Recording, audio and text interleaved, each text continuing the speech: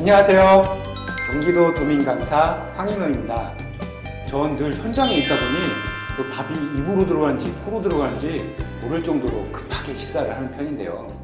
그럴 때마다 그 목에 밥알이 걸려 콜록콜록 이렇게 기침을 하게 되더라고요. 여러분들도 이런 경험 다 있으시죠? 보통 얼굴이 시뻘개질 정도로 기침을 하면 밥알이 빠져나와 한숨을 돌리기 마련인데요. 그렇지 않은 경우도 많습니다. 목에 이물질이 걸리는 목걸림 사고로 응급 환자를 이송한 건수가 최근 3년 내내 2,000건을 넘어섰고요. 빈도수도 해마다 증가하고 있는데요. 작년 11월엔 목에 음식물이 걸린 80대 할아버지가 응급처치를 받지 못해 끝내 숨지는 안타까운 일도 있었습니다. 그 소식을 듣고 저는 할아버지 주변에 하임리법을 아는 사람이 있었으면 무사했을 텐데 싶더라고요. 아마도 하임리법이 뭐지? 뭐 하시는 분도 계실 테고 들어는 봤는데 어떻게 하는지 모르겠어 하시는 분도 계실 거고요. 알아두면 귀한 생명을 살릴 수 있는 응급처치거든요. 오늘 저와 함께 알아보시죠. 최근에 화제가 됐던 기사입니다.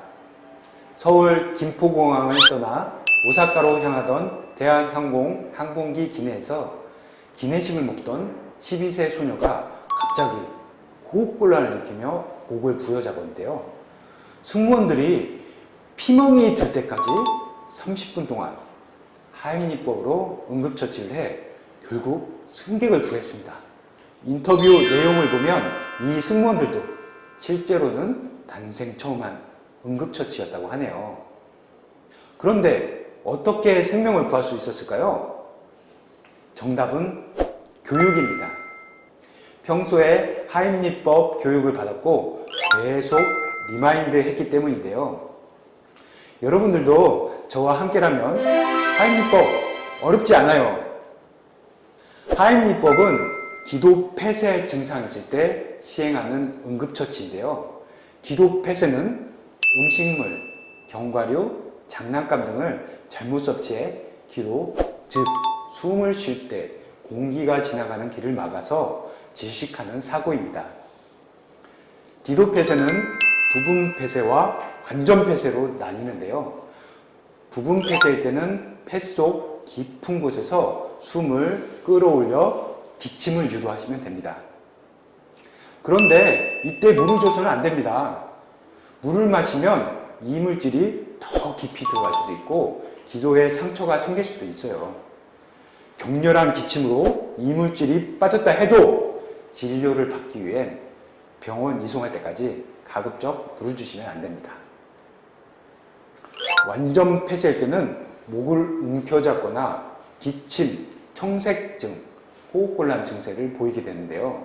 그 즉시 하임리법을 실행해야 합니다. 이 하임리법은 119 구급대원보다 여러분들이 더 적극적으로 배우시고 익히셔야 하는데요. 기도가 막히고 숨을 제대로 쉴 수 없다 보니 뇌로 가는 산소 공급이 중단됩니다. 뇌는 산소 공급이 4분만 중단돼도 영구적으로 손상되거든요. 그렇다 보니 보통 119 구급대원이 도착했을 때는 하임리법을 실행할 골든타임이 지나버려서 심폐소생술을 해야 합니다. 신속한 대처가 얼마나 중요한지 잘 아시겠죠? 그런데 지금 이 강의를 보고 계시는 분 중에 혹시라도 내가 뭐 소방대원, 의료진, 경찰 같은 특수직종 사람도 아닌데 배운다 한들 응급상황이 닥쳤을 때 제대로 할 수 있겠어? 걱정하시는 분들 계신가요? 그런 분들을 위해서 제가 영상 하나 준비했습니다. 먼저 보시죠. 낙지가 목에 걸려 창백해진 횟집 손님이 도움을 요청합니다. 곧바로 손님 뒤로 다가가 복부를 압박하는 종업원. 10여 차례 시도만에 손님은 기도를 막았던 낙지를 뱉어냅니다. 아버지의 가게 일을 돕던 20대 청년이 의무소방원으로 군 생활을 하면서 배운 하임리법을 실시한 겁니다. 말도 못 하신다 하니까 이제 제가 하임리법 생각나가지고 등 뒤로 돌아보시라고 이제 제가 뒤에서 이제 응급처치를 했습니다. 영상에서 보셨듯이 평범한 직장인도, 대학생도, 주부도 누구나 할 수 있습니다. 하임리법 하나부터 10까지 제가 찬찬히 제대로 알려드릴게요. 먼저 배울 하임리법은 역류와 하임리법인데요. 이물질 흡입에 의한 사망자의 90% 이상은 5세 미만에서 발생하고 이 중 65%는 영아에서 발생한다고 합니다. 그런데 1세 미만의 영아의 경우엔 일반적으로 알려진 복부 압박을 통한 하임리법이 아니라 가슴 압박으로 기도를 압박하여 이물질을 제거해야 합니다. 1세 미만의 영아는 간의 크기가 상대적으로 커서 손상될 위험이 높기 때문입니다. 그럼 영아 하임리법을 실습해 볼까요? 영아에게 쉰 숨소리, 쉰 울음소리가 들리거나 얼굴에 청색증이 관찰되면 기도 폐쇄가 되었다고 보셔야 합니다. 그럴 때는 신속하게 주변 사람에게 119를 불러달라고 요청하세요. 그 다음엔 왼손으로 턱을 오른손으로 뒤통수를 감싸면서 천천히 안아 올리세요. 부모님의 왼쪽 허벅지 위에 아기를 올려놓으시되 아기 머리가 아래를 향하도록 엎드려 놓으셔야 합니다. 그 후 손바닥 밑부분으로 중앙 부위를 세게 1초에 한 번 총 5회를 두드리세요. 이렇게 해도 이물질이 나오지 않으면 턱과 뒤통수를 다시 손으로 감싸 올려 반대쪽 허벅지 위에 아기를 올려놓으셔야 하는데요. 아기 머리가 아래를 향하도록 바로 눕히세요. 그 다음 양쪽 유두를 있는 손의 중앙 부분 약간 아래쪽에 손가락 2개를 놓으세요. 이 부위를 4cm 정도 깊이로 강하고 빠르게 1초에 한 번 총 5회를 눌러주시게 됩니다. 이 영아 하임리법을 하실 때는 의자에 앉아서 하시는 게 좋은데요. 영아의 등과 가슴을 보다 쉽고 정확하게 압박할 수 있습니다. 지금까지 설명한 이 과정을 이물질이 제거될 때까지 계속 해주셔야 하는데요. 등과 가슴을 동일한 비율로 반복해서 압박하셔야 합니다. 119 구급대원이 도착했을 때는 멈추셔도 됩니다. 그리고 영아가 의식이 없게 됐을 때도 하임리법을 멈추게 되는데요. 이때는 바로 심폐소생술을 진행해야 합니다. 심폐소생술로 가슴을 압박하다 보면 이물질이 나오는 경우가 있는데요. 이물질이 입안에 있는지 확인해서 정확하게 보인다면 손을 이용해 제거를 해야 합니다. 다만 직접 입안을 보지 않거나 이물질이 제대로 보이지 않는데 무리하게 손을 넣어 입안을 집어넣어 훑어내는 행동은 이물질을 기도 내로 깊이 넣을 수 있어요. 절대 하면 안 됩니다. 앞서 이물질 흡입에 의한 사망사고가 영유아에게 주로 나타난다고 말씀드렸는데요. 최근엔 성인에게서도 기도 폐쇄로 인한 사망사고가 늘어나는 추세입니다.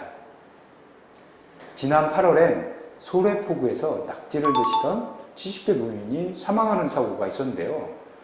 이 이후에도 약이나 사탕, 떡을 드시다가 기도가 폐쇄되는 경우가 많습니다.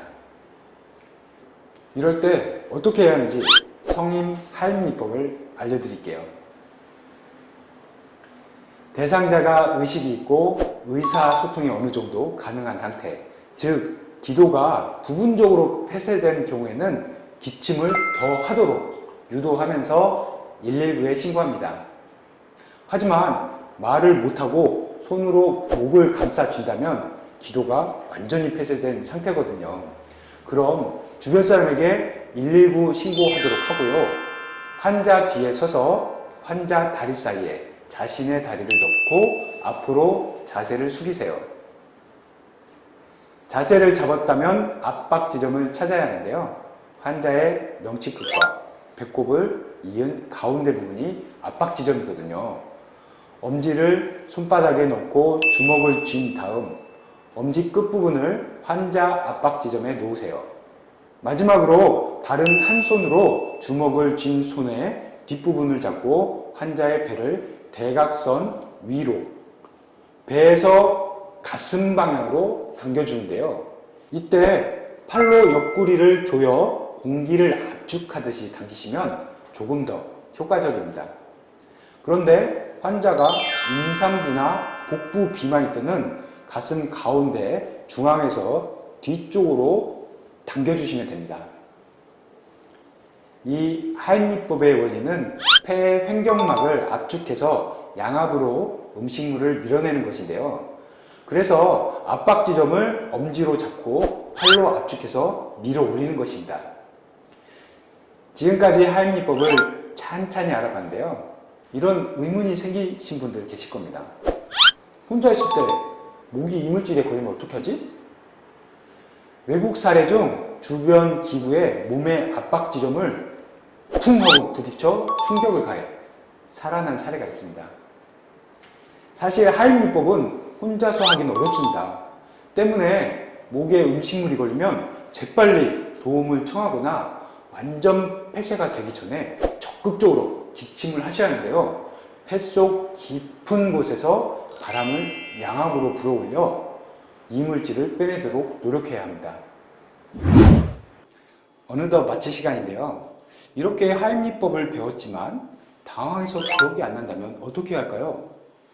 바로 119에 신고하셔서 기도 폐쇄의 증상을 설명하고 하임리법을 알려달라고 하면 영상통화나 음성으로 방법을 설명해 드립니다. 잘 모르겠다, 가물가물하다 싶으시면 바로 119에 신고하셔서 지시대로 따라하세요. 그리고 환자가 의식을 잃으면 바로 심폐소생술로 전환을 해야 하는데요. 심폐소생술은 어떻게 하나 싶으시죠? 다음 시간에 심폐소생술의 모든 걸 찬찬히 알려드리겠습니다. 오늘도 함께 해주셔서 감사합니다. 경기도 도민간사 황인호였습니다.